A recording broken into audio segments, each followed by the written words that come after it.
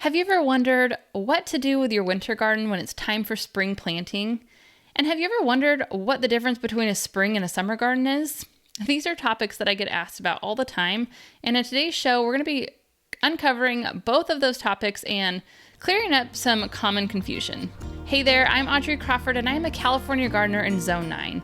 I teach you the tried and true methods of gardening in our climate, and I break down complicated gardening advice into simple and actionable steps so that you can take action and grow your best garden yet. This is the Audrey's Little Farm Show. So welcome to today's episode. I'm so excited to uncover a few common questions that I get asked. And one of those is what to do with your winter garden when it's time to plant your spring garden.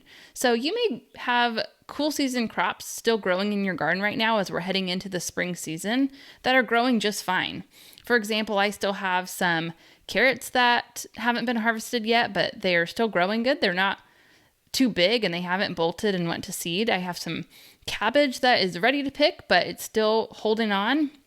But then I have some other cool season crops that are not doing well, that have bolted and went to seed. They're past their prime time, and I can either leave them out in the garden, let them continue to flower and attract in beneficials, or I can pull them out.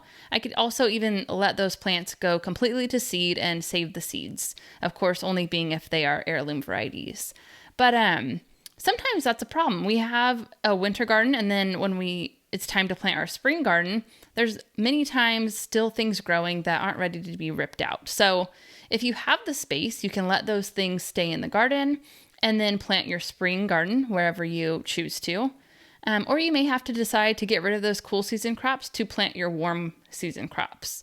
But that leads me into the next common question, which is, what is the difference between a spring and a summer garden? And the truth is, when you live in a long growing season, or if you have a long growing season like us here in Zone 9, the spring and the summer garden are pretty much the same thing. In cold climates, spring is still pretty chilly, and you have a pretty long spring season of growing another batch of cool season crops. In fact, in a lot of areas in the United States, spring is their season for cool season crops. But if you live in a mild climate like us here in Zone 9, it is better to plant a fall garden with your cool season crops, and they'll continue to grow throughout the entire winter and then into late winter, early spring. And then you rip out those crops and you can plant your warm season crops. We don't typically have a long enough period in the spring with enough cool days for many cool season crops to mature. For example, broccoli and cauliflower and Brussels sprouts, they take longer to mature.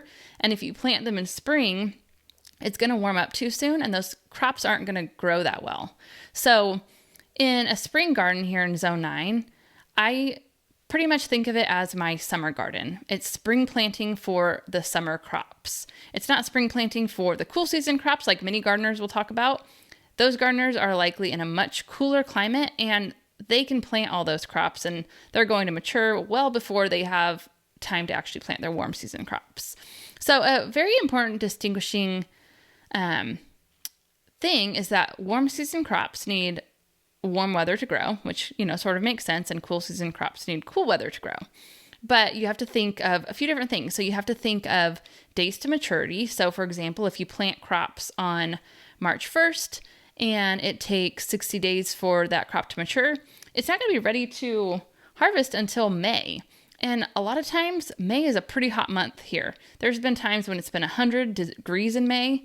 Obviously, that's never what I hope for, but it's happened. And cool season crops are not going to thrive in those temperatures. They're just going to bolt and head right to seed.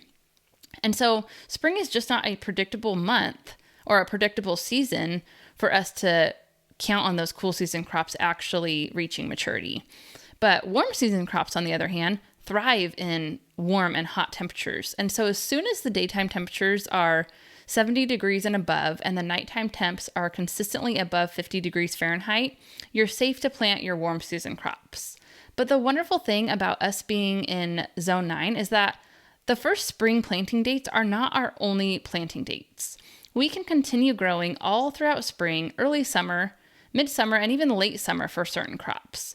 Especially if the crop is quick maturing, you really can continue planting that crop into August, and you'll get your harvest all the way up until that first frost comes.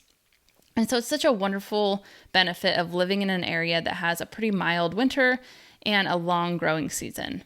So if you've ever been confused about whether or not your spring and summer garden is the same thing and what to do with your winter garden when spring planting comes, I hope that kind of helped clear it up.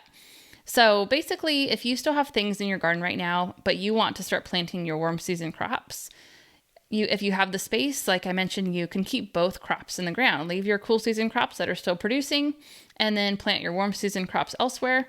Or you may have to decide to call it quits with the cool season crops and plant your warm weather crops.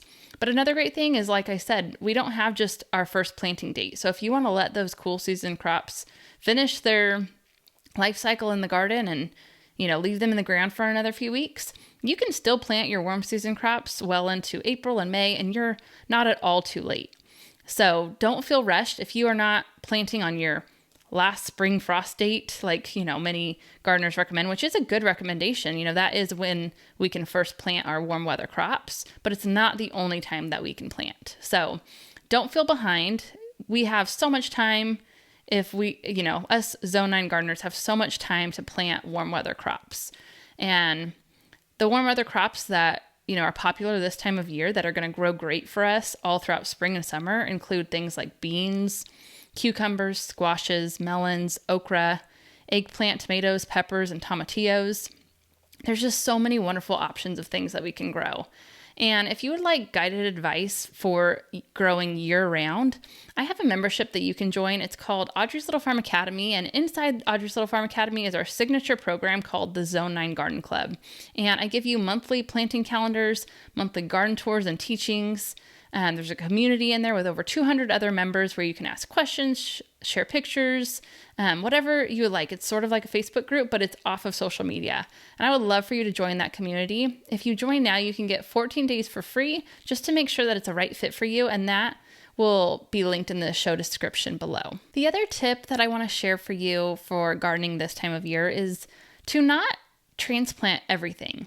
So when you live in a colder area, it's beneficial to transplant because you might not have enough days in your growing season for that crop to mature from seed. So you have to get a lot of things started indoors prior to the growing season so that you can have enough time out in the garden for those crops to mature.